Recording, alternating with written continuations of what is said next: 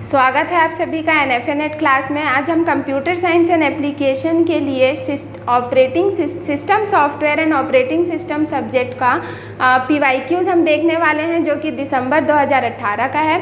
यहाँ पर जितने भी क्वेश्चंस पूछे जाएंगे उन सभी क्वेश्चन के हम टॉपिक डिस्कस करेंगे, ठीक है। और कौन सा टॉपिक ज़्यादा लिया गया है, मतलब किस टॉपिक पे ज़्यादा फोकस है, वो सब हम स्टार्ट करते हैं। तो चलिए देखते हैं। पहला क्वेश्चन जो हमारा है वो यूनिक्स ऑपरेटिंग सिस्टम से है, जैसे कि आपको दिख रहा है। तो पहला क्वेश्चन आपको पूछ रहा है यूनिक्स ऑपरेटिंग सिस्टम के लिए एक नया प्रोसेस हमें क्रिएट करना है। तो कौन सा सिस्टम कॉल है जो नया प्रोसेस क्रिएट करेगा यूनिक्स ऑपरेटिंग सिस्टम में, उसकी बात करना है हमें। तो इसका जो आंसर होने वाला है वो फोर्क है। फोर्क जो सिस्टम कॉल होता है वो एक नया प्रोसेस क्रिएट करता है, ठीक है, मतलब कि ऑप्शन नंबर सी। और जैसे कि आप देख रहे हैं यहाँ पर वही चीज़ लिखा है कि fork system call is used to create a new process. एक नया प्रोसेस को क्रिएट करने के लिए फोर्क सिस्टम कॉल का यूज़ करते हैं हम लोग, ठीक है। जो क्या करता है, कॉपी करता है पेरेंट प्रोसेस इमेज को। जो पेरेंट प्रोसेस होगा उनको कॉपी करने के बाद एक नया सिस्टम, एक नया प्रोसेस क्रिएट करता है। किसके थ्रू? फोर्क सिस्टम कॉल के थ्रू, उसे हम बोलते हैं, ठीक है। यहाँ पर मैंने आप देख रहे होंगे इमेज में कि कुछ सिस्टम कॉल्स हैं, और इन सिस्टम कॉल्स के लिए विंडोज़ ऑपरेटिंग सिस्टम में और यूनिक्स ऑपरेटिंग सिस्टम में कौन कौन से फंक्शन यूज़ किए जाएंगे वो सभी मैंने यहाँ डिटेल में डाल दिया है। जैसे कि अगर प्रोसेस कंट्रोल है तो उसके लिए विंडोज़ में क्या क्या फंक्शन है पहले से, तो क्रिएट प्रोसेस फंक्शन है, एग्जिट है, वेट फॉर सिंगल ऑब्जेक्ट की बात कर रहे हैं। यूनिक्स की बात हो रही है, यूनिक्स ऑपरेटिंग सिस्टम, तो वहाँ हम फॉर्क यूज़ करेंगे, एग्जिट यूज़ करेंगे, वेट फंक्शन यूज़ करेंगे, ठीक है।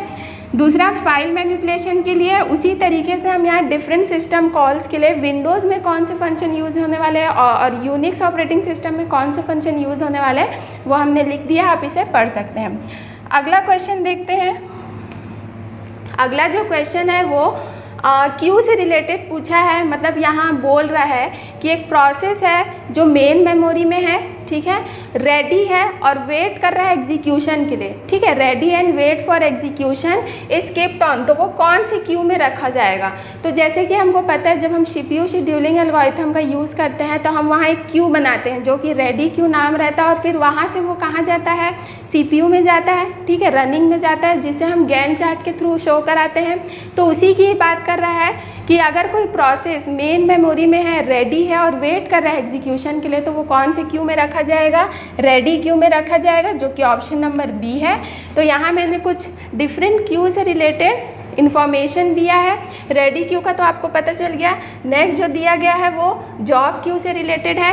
तो जॉब क्यू में उन प्रोसेस को रखा जाएगा जो फर्स्ट टाइम प्रोसेस क्या होते हैं सिस्टम में एंटर किए जाते हैं, वो कहाँ रहता है? सेकेंडरी मेमोरी में रहता है, तो उसे हम क्या बोलते हैं? जॉब क्यू की बात करते हैं।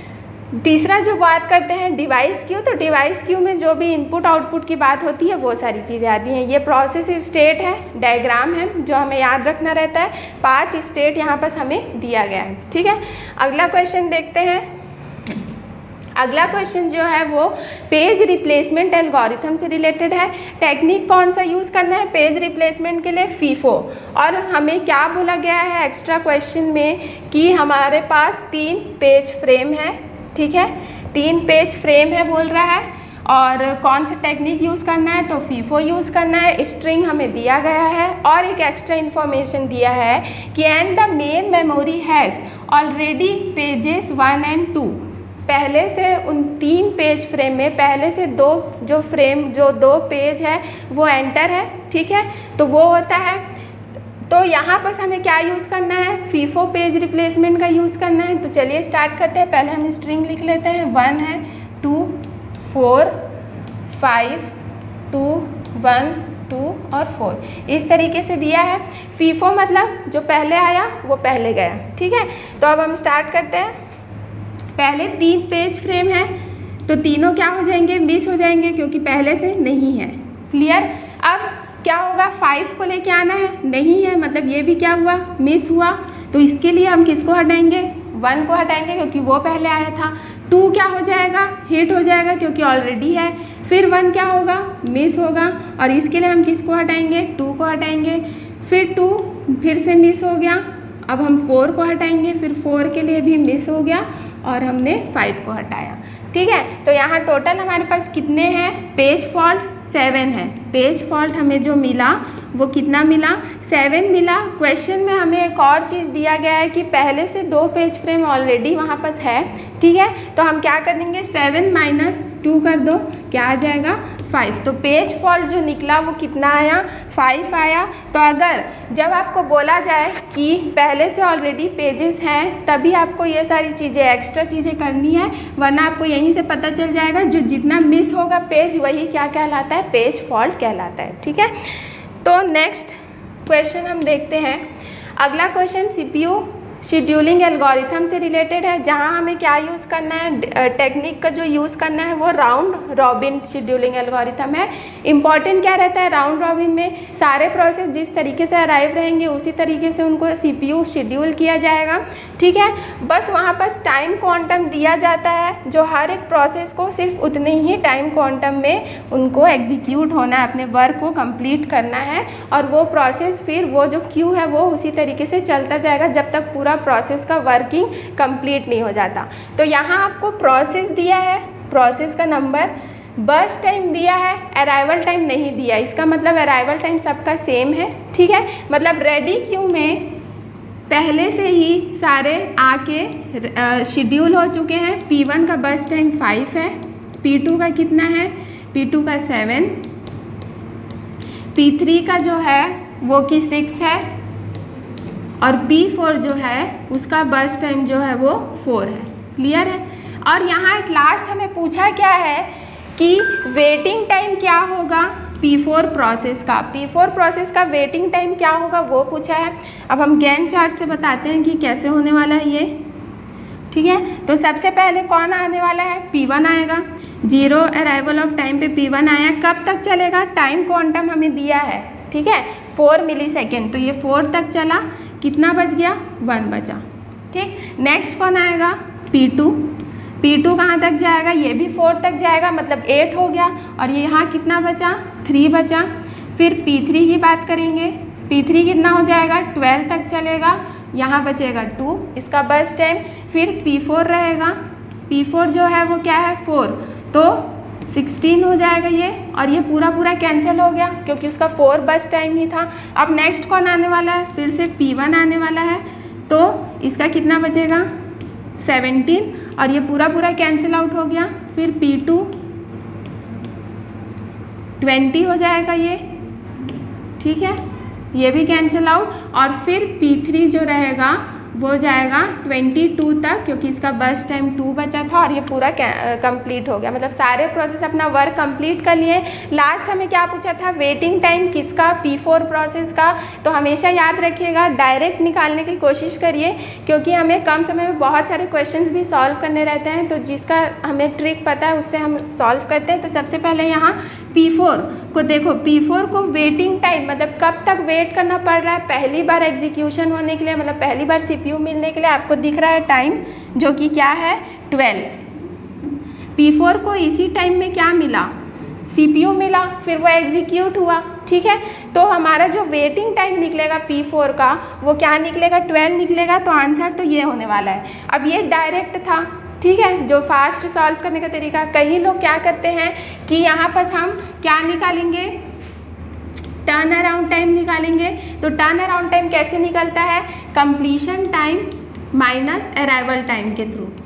ठीक है, और फिर हम क्या निकालते, वेटिंग टाइम निकालते। तो वेटिंग टाइम कैसे निकालते, turn around time minus burst time के थ्रू।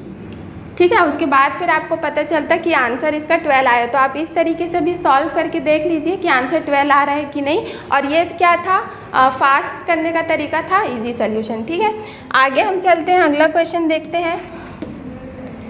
अगला जो क्वेश्चन है वो आपको डेडलॉक टॉपिक से रिलेटेड पूछ रहा है। देखते हैं यहाँ पर क्या क्वेश्चन बोल रहा है। Suppose a system has 12 instances of some resources.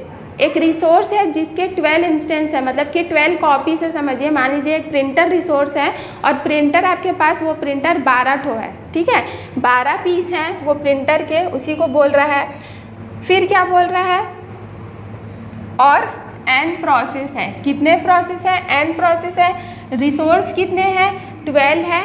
Competing for that each resource, each process में require 4 instance of the resource. अब हर एक प्रोसेस को कितने रिसोर्स की ज़रूरत है? तो 4 रिसोर्स की ज़रूरत है। The main value of n, मतलब ये n किसको रिलेट कर रहा है? प्रोसेस को रिलेट कर रहा है। तो कितने प्रोसेस होंगे जिससे जो सिस्टम है वो डेडलॉक में एंटर ना करे, मतलब कि वो सिस्टम कैसा होना चाहिए? डेडलॉक फ्री होना चाहिए। तो हम कितने प्रोसेस लें कि वो डेडलॉक में एंटर ना करे? क्या क्या दिया गया है? हर एक प्रोसेस को 4 रिसोर्स की ज़रूरत है। टोटल रिसोर्स हम लोग के पास 12 है। तो कितने प्रोसेस होने चाहिए? ठीक है, तो यहाँ पर आपको एक फॉर्मूला याद रखना है, जो क्या है कि समेशन ऑफ, ठीक है, डेडलॉक फ्री कंडीशन के लिए कितने प्रोसेस होंगे या कितने रिसोर्स होने चाहिए, ये हम कैसे पता कर सकते हैं? तो summation of number of resources needed by each process, हर एक प्रोसेस को कितने रिसोर्स की ज़रूरत है उसका हम सम करेंगे। ठीक है, हर एक प्रोसेस को कितने रिसोर्स की ज़रूरत है उसको हम सम करेंगे, जो कैसा होना चाहिए? लेस देन होना चाहिए sum of total number of resource and process. जितने टोटल नंबर ऑफ रिसोर्स और जितने टोटल नंबर ऑफ प्रोसेस होंगे उनके समेशन से क्या होना चाहिए? लेस देन होना चाहिए कि इसकी वैल्यू जितने भी प्रोसेस हैं उनको हर एक प्रोसेस को कितने की ज़रूरत पड़ रही है। तो यहाँ जैसे हम लोग को पता है टोटल नंबर ऑफ रिसोर्स कितने हैं? 12 है। हर एक प्रोसेस को कितने की ज़रूरत पड़ रही है? 4। और प्रोसेस कितने हैं वही हमें निकालना है, P। तो ये क्या हो जाएगा? P और हर एक प्रोसेस को कितने की ज़रूरत पड़ रही है? तो 4। ठीक है, जो क्या होना चाहिए? लेस देन होना चाहिए sum of total number of resource. Total number of resource कितने हैं? 12 प्लस प्रोसेस हमें नहीं पता है, जो हमें निकालना है वो हमने P से ले लिया। इसको सॉल्व करोगे तो ये हो जाएगा 4P less than 12 plus P। अब ये P इधर आके माइनस होगा तो क्या होगा? 3P लेस देन 12, मतलब ये क्या हो जाएगा? जब इसको इधर लेके जाएंगे कैंसिल आउट होगा 4, तो P की वैल्यू क्या होनी चाहिए? 4 से लेस होनी चाहिए, तब जाके ये सिस्टम क्या होगा? डेडलॉक फ्री होगा। तो मतलब हमें इससे छोटी वैल्यू देखना है 4 से, तो 4 से छोटी वैल्यू कौन कौन से होने वाले हैं? एक ही दिया है 3, ठीक है, तो आंसर क्या आने वाला है? 3 आने वाला है। 4 इक्वल हो जाएगा, वो भी हमें नहीं लेना है। 5 और 6 भी बड़े हो जाएंगे, तो हमें स्मॉल मतलब उससे छोटी वैल्यू लेना है 4 से। तो आंसर क्या आने वाला है? ऑप्शन ए, जो कि है 3। ठीक, अगला क्वेश्चन हम देखते हैं। नेक्स्ट जो क्वेश्चन है वो लाइनेक्स ऑपरेटिंग सिस्टम से है। लाइनेक्स ऑपरेटिंग सिस्टम में कौन सा कमांड हमें यूज़ करना है? किसके लिए? टू प्रिंट अ फाइल, एक फाइल को प्रिंट करने के लिए कौन सा कमांड हम यूज़ करेंगे लाइनेक्स ऑपरेटिंग सिस्टम में? तो उसके लिए आपको याद रखना है क्या? LP या फिर LPR। ठीक है, LP या फिर LPR। To print a file in Linux operating system, हमें कहीं पर आपको ये भी देखने को मिल जाएगा LP ऑप्शन या फिर LPR। ठीक है, तो ये प्रिंट करने के लिए है। कुछ और कमांड्स हैं लाइनेक्स ऑपरेटिंग सिस्टम के जो मतलब इम्पॉर्टेंट है, जिससे क्वेश्चंस पूछे गए हैं, उसको मैंने एक जगह रख दिया, तो आप इसको याद रख सकते हैं। इको है जो डिस्प्ले या आउटपुट करेगा टेक्स्ट को। ठीक है, एलाइस क्या बोल रहा है? Need to shorten a command. फिर users, user name of user, इस तरीके से बहुत सारे हैं यहाँ पर कमांड्स, आप उन चीज़ों को पढ़ सकते हैं। अगला क्वेश्चन देखते हैं। अगला जो क्वेश्चन है वो हमें पूछा गया है क्रिटिकल सेक्शन से। क्रिटिकल सेक्शन में क्या बोल रहा है? Suppose P, Q and R cooperating process है। 3 प्रोसेस दिए गए हैं आपको, कौन कौन से? P, Q एंड R, जो कि कोऑपरेटिंग प्रोसेस है। सेटिस्फाइंग म्यूचुअल एक्सक्लूजन कंडीशन, जो म्यूचुअली एक्सक्लूजन कंडीशन को फॉलो कर रहे हैं, सेटिस्फाई कर रहे हैं। देन इफ प्रोसेस Q, अगर प्रोसेस Q एग्जीक्यूट हो रहा है क्रिटिकल सेक्शन में, तो अदर ऑपरेशन, देन ऑपरेशन कौन कौन से इनमें से ऑपरेशन हो सकते हैं, नहीं हो सकते, ये बताना है। ठीक है, हो सकते हैं उसको बताना है। क्रिटिकल सेक्शन, जैसे कि हमने पहले भी देखा है, क्रिटिकल सेक्शन मतलब वो सेक्शन होता है जहाँ पर जो भी डेटा होगा, वेरिएबल्स होगा, वो शेयर किए जाते हैं डिफरेंट प्रोसेस के साथ। ठीक है। तो ये पॉसिबल हो सकता है कि वो सारे प्रोसेस एक ही समय में उस डेटा को एक्सेस करना चाहे या मॉडिफाई करना चाहे, तो हम उसको कंट्रोल करने के लिए, ठीक है, सिंक्रोनाइज करने के लिए एक सेक्शन बना देते हैं जिसको हम लोग क्या बोलते हैं, क्रिटिकल सेक्शन। और इस सेक्शन में एट अ टाइम कोई एक ही प्रोसेस एंटर होकर अपना वर्क करेगा, बाकी अदर प्रोसेस उस समय वेटिंग में रहेंगे। जैसे वो प्रोसेस वर्क कर लिया और एग्जिट हो गया, उसके बाद नेक्स्ट प्रोसेस एंटर कर सकता है। उसी से रिलेटेड पूछ रहा है, R execute in its critical section. क्या बोल दिया हमें, हमारे पास सिर्फ एक ही ऑपरेशन है कि प्रोसेस क्यू अभी इसको क्या कर रहा है, एग्जीक्यूट कर रहा है, मतलब इस डेटा को यूज़ कर रहा है, मतलब कोई दूसरा ऑपरेशन नहीं कर सकते हम यहाँ पास। तो ये तो हो गया कैंसिल आउट, क्योंकि आर एग्जीक्यूट बोल दिया और हमें क्वेश्चन में क्या बोला है, क्यू एग्जीक्यूट हो रहा है क्रिटिकल सेक्शन में। Second, neither P nor R execute in critical section, ना तो पी जा सकता है ना आर एग्जीक्यूट होगा क्रिटिकल सेक्शन में। सही बोल रहा है, क्योंकि हमने पहले ही बोला कि कोई एक ही ऑपरेशन ही क्या होगा, एक्सेस कर पाएगा, इस क्रिटिकल सेक्शन में एंटर हो पाएगा, जो कि पहले से कौन है, क्यू है। तो ना तो पी और ना ही आर एग्जीक्यूट होने वाला है, ये सही जा रहा है। थर्ड देख लेते हैं, both P and R execute in critical section, ये भी गलत हो गया।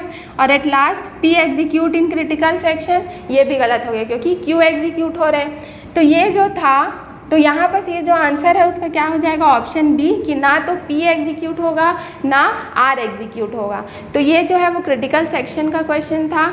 जो हमने अभी तक के क्वेश्चंस देखे हैं आज के सेशन में, जो कि दिसंबर 2018 का था, आई होप वो सारे क्वेश्चंस आपको क्लियर हुए होंगे।